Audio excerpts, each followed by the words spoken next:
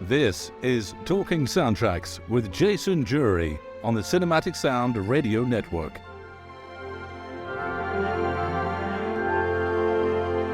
Hello, my name is Jason Drury and welcome once again to Talking Soundtracks on the Cinematic Sound Radio Podcast.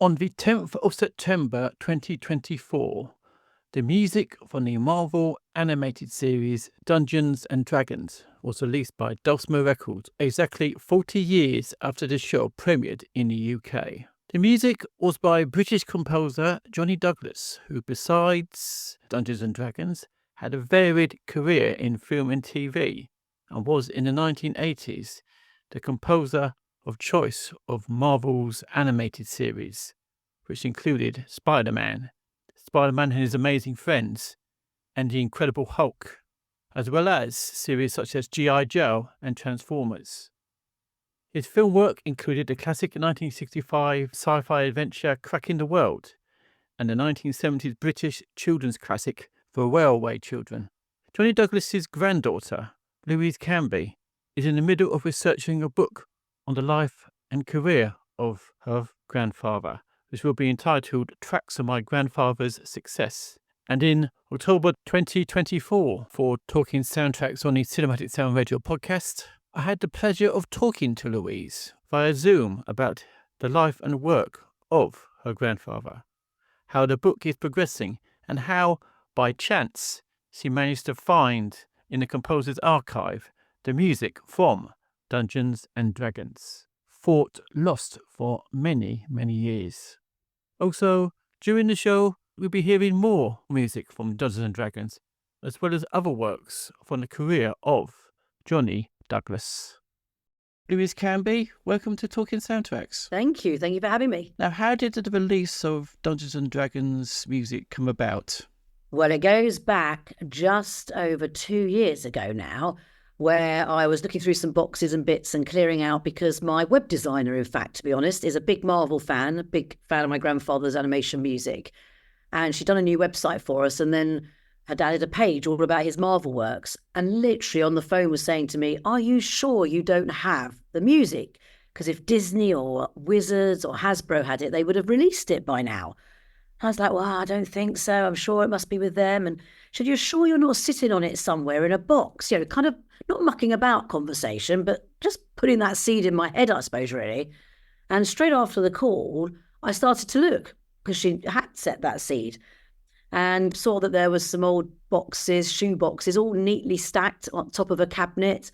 And I did sort of question what the devil's in there. I don't know what's in them. So I got on a step ladder, climbed up, started to get them down, and they were full of normal cassette tapes, as well as some small reels and various bits. Some bits are labelled, some bits were not labelled. It was like, good heavens, didn't know I had all of this up here. And, get the second box, and it was in the second box. And there was about 6 or 8 boxes, but it was the second box where I saw these cassette tapes that said Dungeons and Dragons. I also found the Spider-Man and His Amazing Friends one as well. And I couldn't believe it. I thought, what is that? Why would it be named Dungeons and Dragons? That has to be the music. I immediately put it into a cassette player that thankfully I still had, recognised the opening amusement park theme immediately, and then just got the cassette out. I was so worried that potentially this machine could chew it.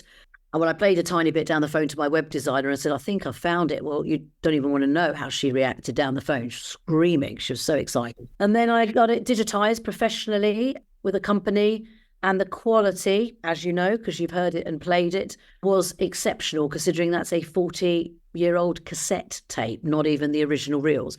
I so far do not have the original reels. I'm not expecting to come across them, but you never know. Maybe they'll be on some unnamed reel somewhere or something. But yeah, so then I got to release it, but it took a long time because of getting permission for the artwork, held it up really.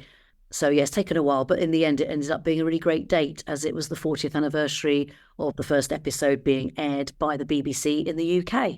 So it was very special.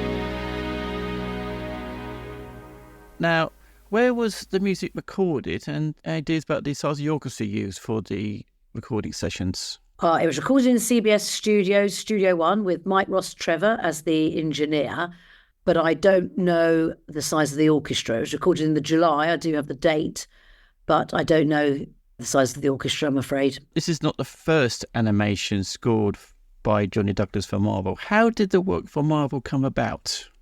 A gentleman called David DePatie from Marvel, Mighty Marvel, I think it was called back at the time, reached out to my grandfather. There was a mutual contact that knew David and knew my grandfather, and then sort of suggested him, and that connection happened, and the rest is history.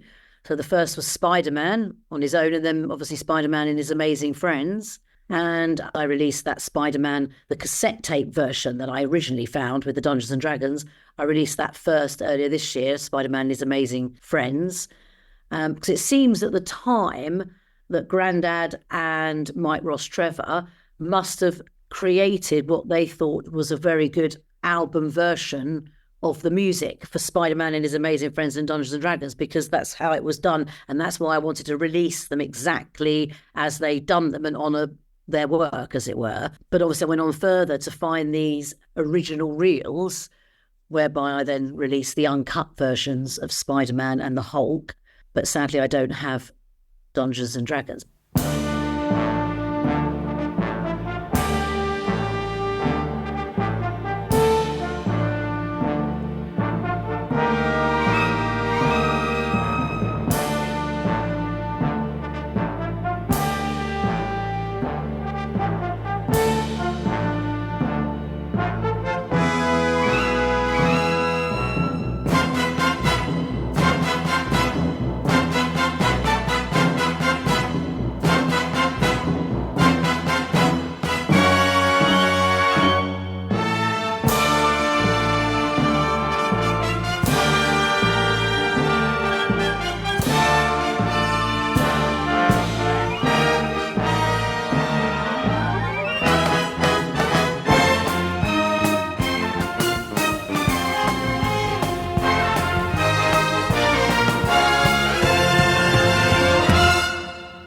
But I do have Pandemonium. Are you aware of Pandemonium? I am not aware of Pandemonium. Pandemonium was one of the Marvel animations in the 80s that Grandad did. It didn't last very long. If you Google it, there's information on it in Wikipedia and things. But it did, yes, it was only a few episodes. It didn't.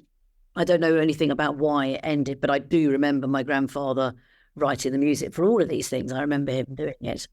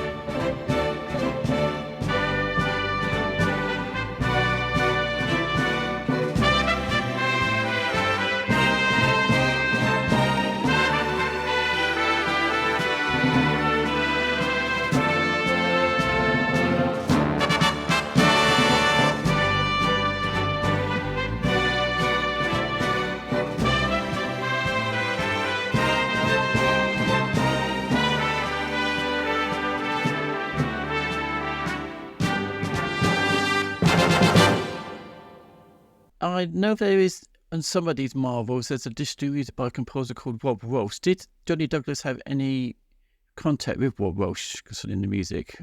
I don't know. I'm guessing they must have done. I don't know how well they knew each other. I don't know how the music was divvied up. I don't know any of that. Now, you mentioned it was recorded in CBS Studios in London with the great Mike Ross Trevor. What was Johnny's relationship with Mike? Oh, it was exceptional. I mean, I think that's the first time they met doing the Marvel works. And once Grandad had worked with Mike, as far as he was concerned, he was the best sound engineer, and he was not prepared to go in the studio unless Mike was available. So it was always, when he booked his other albums, you know, on the Dulcima label, it was always about make sure Mike's available. And then there was about 4 or 5 key musicians that Grandad had to have, because when he was writing maybe the oboe solo or certain things, and of course his lead violinist, he had them in mind, and that was important. After that, he didn't mind who came along because they were all of equal excellent standard and were going to be great. Now, you've released 37 minutes of Dungeons and Dragons. Is there any more music available you could release in the future from the series? Well, at the moment, as I said, I've not found any other reels. So whether Disney kept them or they've just been lost, I don't know. But all the ones I found were all together, all well labelled.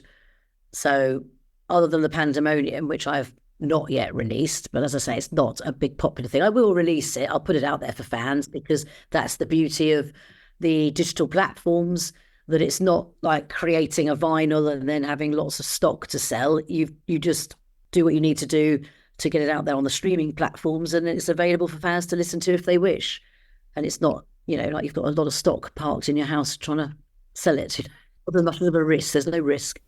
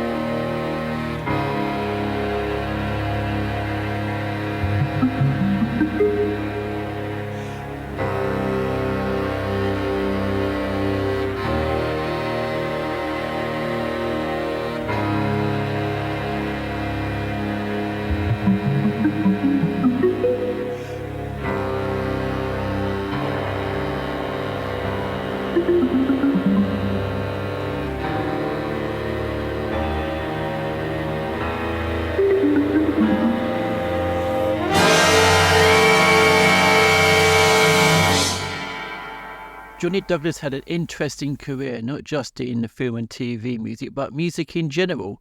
When did his interest in music start, and when did he suddenly decide to work in the realm of film and TV music? Well, it started when he was about 2 years old, as in that he had a natural ear. He was able to find melodies on the piano and play them by ear of his favourite gramophone records. And he used to sit next to his uncle on the harmonium and was fascinated watching his uncle's hands going up and down the keys. So, 2.5, 3, he was really already playing the piano to a level. When he went to school, he was then given piano lessons. Became very aware very quickly that my grandfather had perfect pitch. And that's not common with many people, but it was something he had. He just knew what note anyone was playing, even if he had his back to the piano. He never would get it wrong. It was just inbuilt in him. And he started to take an interest in orchestration and arranging when he was about 9 or 10 years old. I mean, they didn't have iPads in those days. So my grandfather would listen to gramophone records and have blank score paper in front of him. And he could literally unpick the full orchestration, focusing on one instrument at a time and writing down the notes because of this perfect pitch. He wasn't trying to work out what the next note was. He just knew it as if someone was saying the word in his ear, and he could write the notes quite quickly. And he did that over and over and over again, just as a child in late primary years of school. It's incredible, really. So he was self-taught arranger. I don't know when his first composition came into his head. I'm not sure. All the information about the first ever composition that's published and all of that, I know I'm going to be able to get and work out, but at the moment don't have that in my head. But I know there's a lot of compositions of his out there that still get played today because of streaming and radio and things, which are brilliant.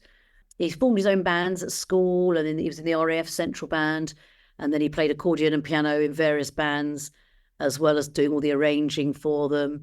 But it was in the 50s that he started working for the Decca label, and then RCA in America as well. And his first film, to answer your question, the end of your question there, the first film was in the early 60s, The Traitors. And that actually had the same producer as The Railway Children. So that's how The Railway Children was offered to him in 1970, because Robert Flynn was the producer of The Traitors and had worked with Grandad and thought, this is the man to write the music for The Railway Children.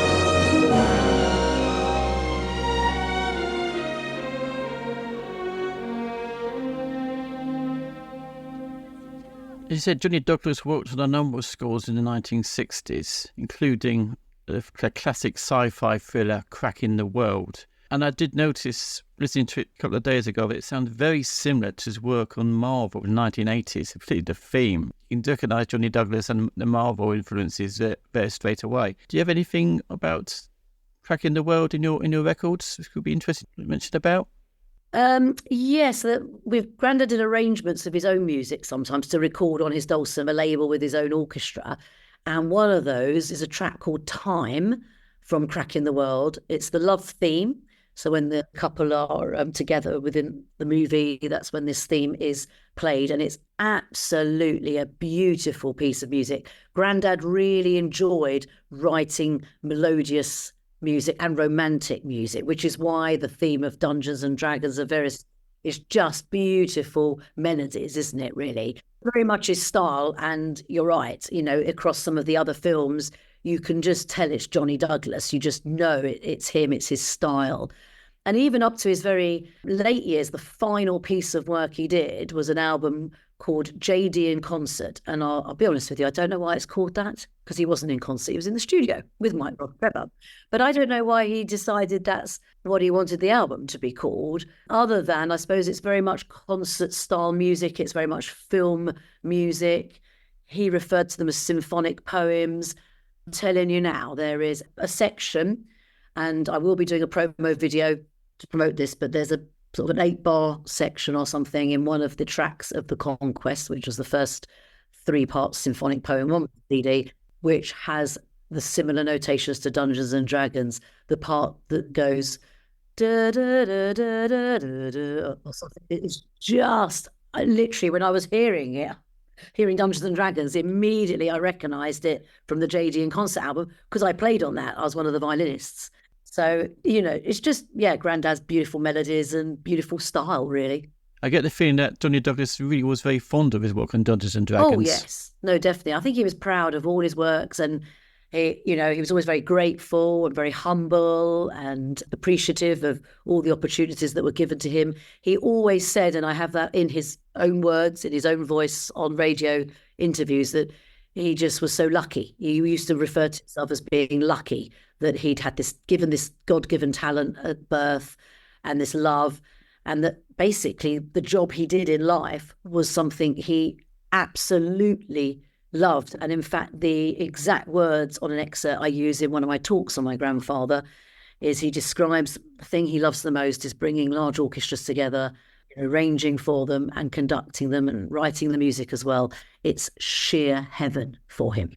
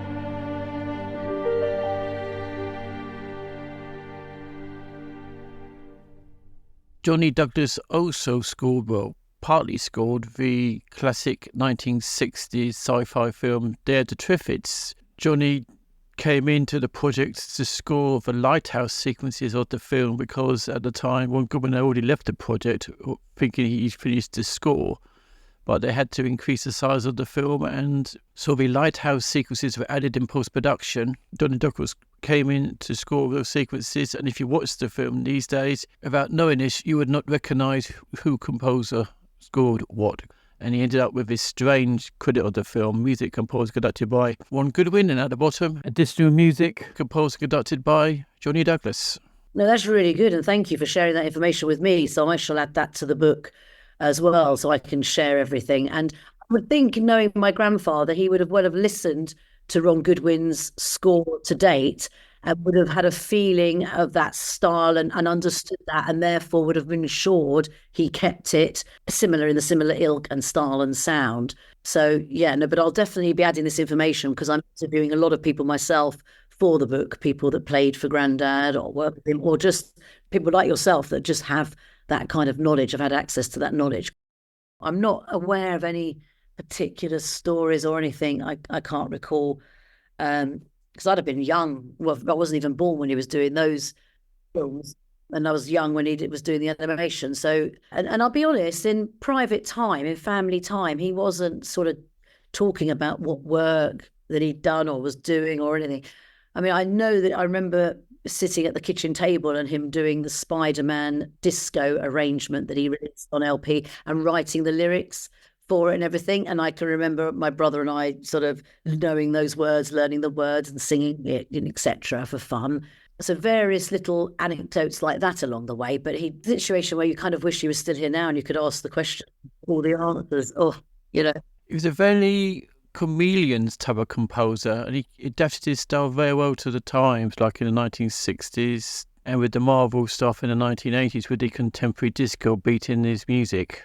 And he had a number of pseudonyms as well. So there's a lot of that to be worked through and understand why did he use a pseudonym. Was it a very, very different style that he didn't want people to get confused with the Johnny Douglas style?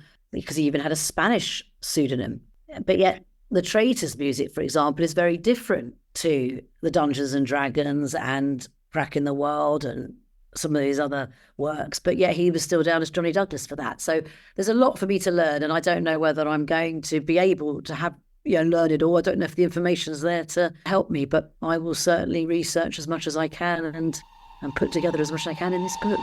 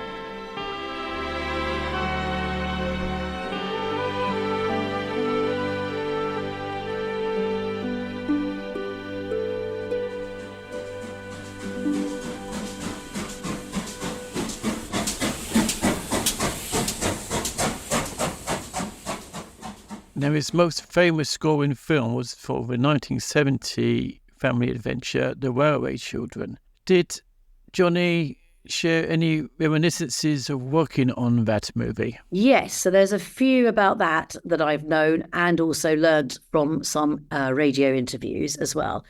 So as I mentioned, it was due to Robert Flynn that he was pulled in to do this, and how they sort of auditioned him, for the want of a better word, was they asked him to write a few themes, I think 3 he had to do, for some of the characters or whatever, his sort of interpretation of how he felt the music could be.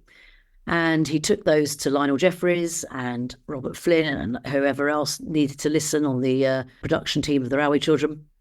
And they loved them. They loved these melodies that he was creating.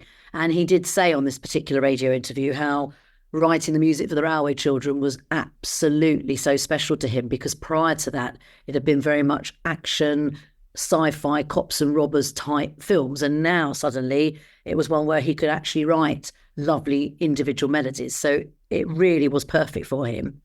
So he did those, and they just loved what he'd done. And then he couldn't do anything more till the film had finished. He was invited on set a couple of times, and one story he particularly shared was how he met Diana Sheridan, who plays the mother. She was the epitome of a classy lady, clearly, and she spoke to him, and he got all wobbly and he dropped his fish and chip supper down his front. And normally he didn't get wobbly about people, because he worked with the good and the great, and he played for Her Majesty the Queen, and he treated everyone with the same level of respect and was very professional and lovely and gentlemanly with everyone. So, but on that moment, he obviously got weak at the knees. At the end of the film, though, once it was all made and edited, my grandfather and Lionel sat and watched the film together. Then they had a chat about my grandfather's ideas for the themes and the music. Lionel, I'm sure, would have had his own thoughts maybe on some styles. And they then watched it again.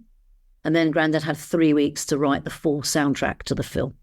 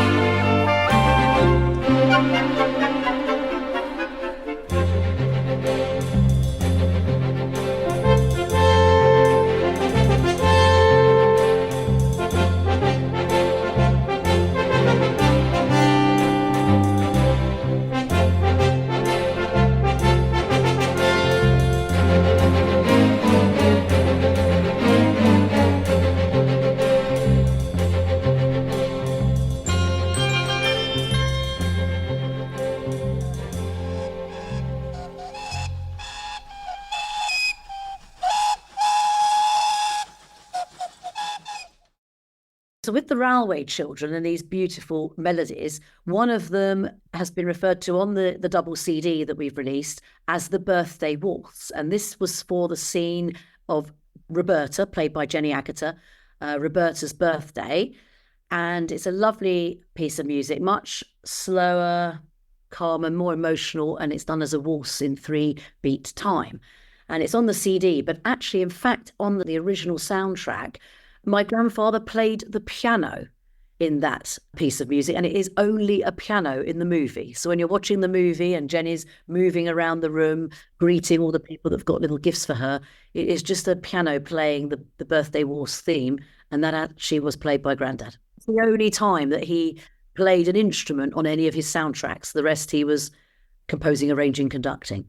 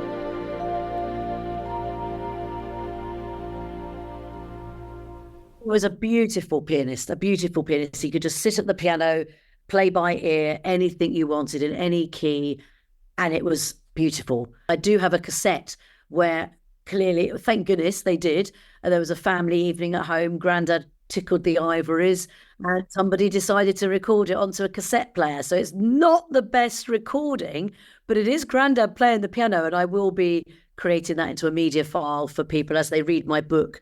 I'm going to have a lot of QR codes throughout it and the type link for people who maybe can't scan the codes, but so that you can immediately visit a web page and hear a piece of music I'm talking about, hear my grandfather playing the piano for the birthday waltz, for instance, hear excerpts of all sorts, including the radio interviews. One of his films in the early 1970s was a film called Dulcima, which is a very interesting name, which pops up later down the line is for other reasons. So yes, Dulcima in 1971, another film with beautiful melodious music. Is about a lover's triangle, so it's a sad film in many ways, but the actual piece of music that Grandad wrote for Dulcima is stunning. But for him, it was a very special and a privilege, something he referred to very much as a great privilege in his career, whereby he got to conduct the Royal Philharmonic Orchestra for the soundtrack of Dulcima. But he just saw that as a complete and utter privilege and honour. And then from that, he named his record label Dulcima after that film. And he started the record label in 1983. And his reasons for that was because he'd done so much arranging for all sorts of other people. He now wanted just to arrange, or he wanted to arrange for a full orchestra, bring them together in CBS studios with Mike, the engineer, etc., and then release all the albums that he wanted to release, as it were. And I think it's 23, 24 albums on the Dulcima label.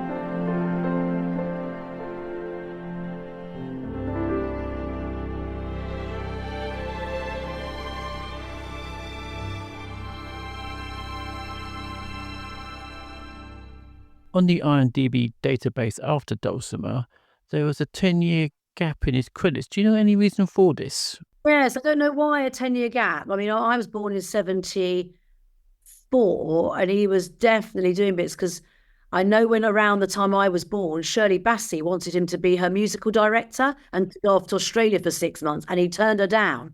He turned her down on a professional basis because going off the circuit in London from the work he was doing would mean he would miss out on doing arrangements or whatever he was doing.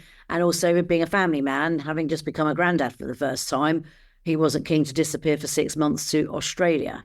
So that happened around 74. So I don't know. There's lots of bits that probably happened and work that he did. Yeah, I don't know exactly, to be honest. There's a lot of compositions that he wrote. So maybe he was doing a lot of just composing and releasing in that time. Not also a label, but there's a lot of... Oh, and he was still doing RCA for America. He would have been very busy still with the Living Strings. That's probably what it was. Maybe he was doing some more of that still. Talked about how he loved working with Mike Rothschild. Who were his other favourite collaborators in his music over the years? Mainly the other favourites would be in the musician line. Raymond Cohen as the first violinist, lead violinist, Don Lusher on trombone. There were so many. In fact, I feel bad sort of naming because I know there was a lady called Jane Pickles on oboe. There's certain names that are just embedded in my head that I know, but there's many that I'm not saying now and I can't recall, but I know were favourites of Grandad's that he just loved how they made their instruments sound. And then when he was writing music and writing melodies, he knew, and I remember him saying this, that he had written it for Jane on the oboe, say, because he just knew her sound and this is what he wanted. So there were many, many people like that he just loved working with and wouldn't have recorded without them being available. When did he retire from film and TV, like animation and other works, and started writing his own music in his final years? I don't suppose you could say he ever really retired, because he was doing lots for television and radio, doing all the arranging for all the live orchestras that played on air in those days. But his final compositions ever was when he was around 80 years old. He was writing from when he was about 79, 80 time. He wrote, and that's the JD in Concert album that has just beautiful, beautiful music, all fresh, brand new music, not been used for anything yet. And I am making it available for syncing. And I've mentioned this to a number of companies that I've spoken to about it, because it is just fabulous music. Because it can't be for a film, because obviously film music has to be written to fit the timings. But if people like the melodies, then a composer could potentially arrange this work and make it suit a film, because it is Johnny Douglas film music. What I'm going to do is give it a little promotion soon, whereby making a video of it and sharing an excerpt of the music, particularly to let fans know that how similar it is to Dungeons and Dragons. So I will highlight it, I suppose is the right word.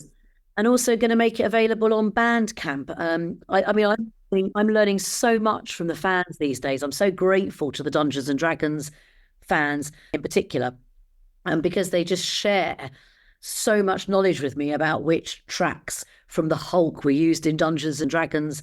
I mean, it's just fantastic. And I will be doing a physical release of this music, and I will be adding everything they tell me so that it can be on the Hulk and it can be on Dungeons and Dragons, to make the listening for fans a lot easier. But one of the big things that came up, well, what I say big things, as in it was just completely new to me, was this mention of Bandcamp, this platform. And many fans were saying to me, am I putting it on Bandcamp? And that's, now I've researched it, I think Bandcamp is absolutely superb, because it's really supporting the artist. It's cutting out the middleman. It's like, I kind of referring it to like an eBay for music, because anyone can put their music up there, sell their music on there. You've got your own account with them and you load it all up and you put it out there, and then they pay you directly. So I've done that now for the Marvel works as requested by the fans. And I will be putting Johnny Douglas in Concert on there to make it easier for the fans as well, because not all the platforms allow you to download, but Bandcamp definitely does.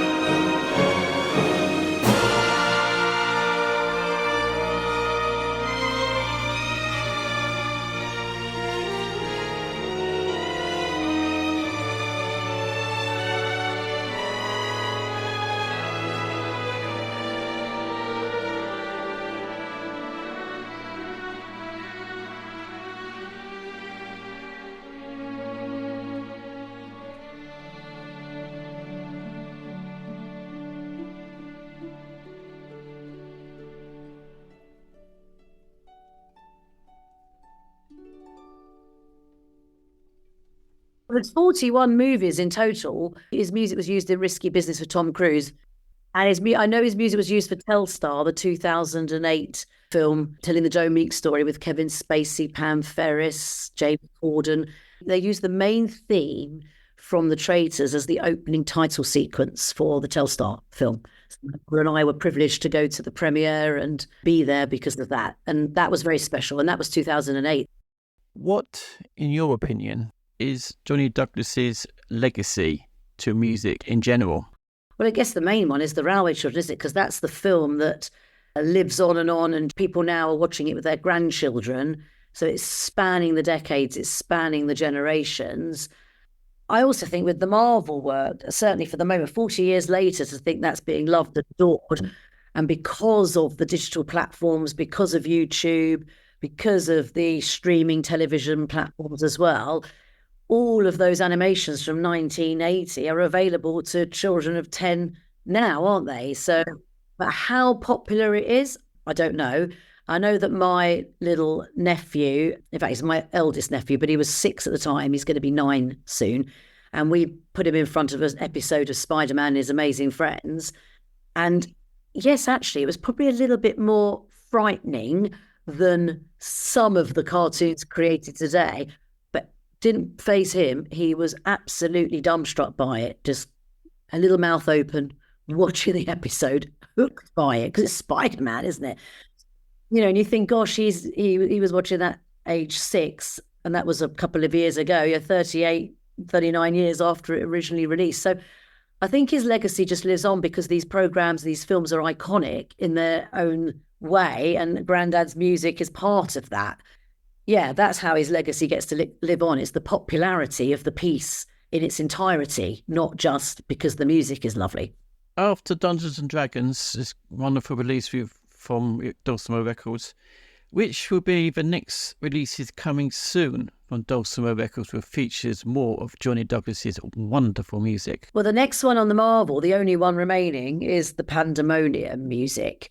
And because I have it, and it is one of the uncut reels as well, I'm just feeling that I will release it for the fans, really, even if not that many people want to listen to it or stream it. I'm just going to put it out there for them. So that's something that I'll be doing. But the big exciting news really will be next year when I do the physical releases that fans want. They're asking for vinyl, they're asking for CD. So my plan is to do physical release of Spider-Man, the Hulk, and Dungeons and Dragons, probably as a triple album for both. It won't be the uncut. It will be just all the right tracks for each. And if there's some duplications where my fans have shared certain tracks on the Hulk album was used in Dungeons and Dragons, etc., I will try to replicate so that they can hear them on both vinyls or both CDs. So yeah, lots of work to work all that out and cost all that up. And the biggest thing is really to gauge the size of the audience that really do want this. So hopefully with the help of social media and being able to put polls out there and people being able to, let me know that they're wanting a CD or they're wanting a vinyl or they're wanting both, then I can hopefully make them all very happy. Plus I've got other movies, that the Scales of Justice. And, my plan is to just release everything I'm allowed to release, but it's not quite as easy as just digitize it and put it out there. So yes, it's a big job. It's time consuming, but I'm very happy to do this. And whatever I come across that I feel has not been released, I will happily put out there on the streaming platforms for certain and see how the reaction is. And if in time down the line fans react to certain things more than others, then if they're wanting physical releases of that, then I'll try and do that as well. Louise Camby, it's been a pleasure talking to you about the work of your grandfather, Johnny Douglas, particularly with his music on Dungeons and Dragons. Thank you very much for joining us today on Talking Soundtracks, and every success for your label in the future. Thank you so much. I do hope you have enjoyed my interview with Louise Camby, the granddaughter of composer Johnny Douglas.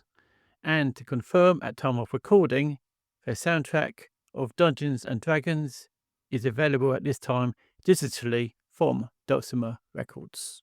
I was also mentioned here that the Talking Soundtracks theme was composed by David Cosina.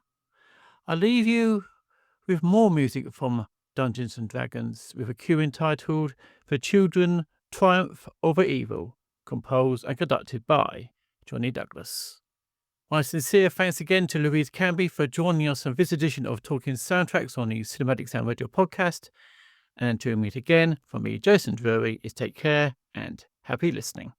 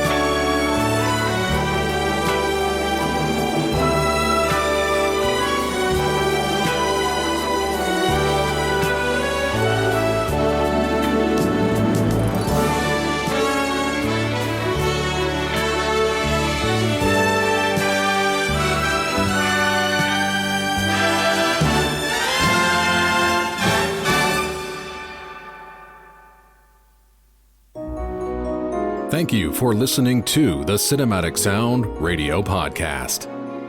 I want to thank Tim Burton for providing his voice for all the bumpers you hear throughout the program, and to David Casina for providing Cinematic Sound Radio's theme music. If you have any questions, comments, or concerns, please email us at cinematicsound@yahoo.com. You can find us on social media on Twitter, Facebook, and Instagram. And wherever you're listening to us today, please take a moment right now to leave us a rating and a review of the podcast. You can get a Cinematic Sound Radio t-shirt at our TeePublic store.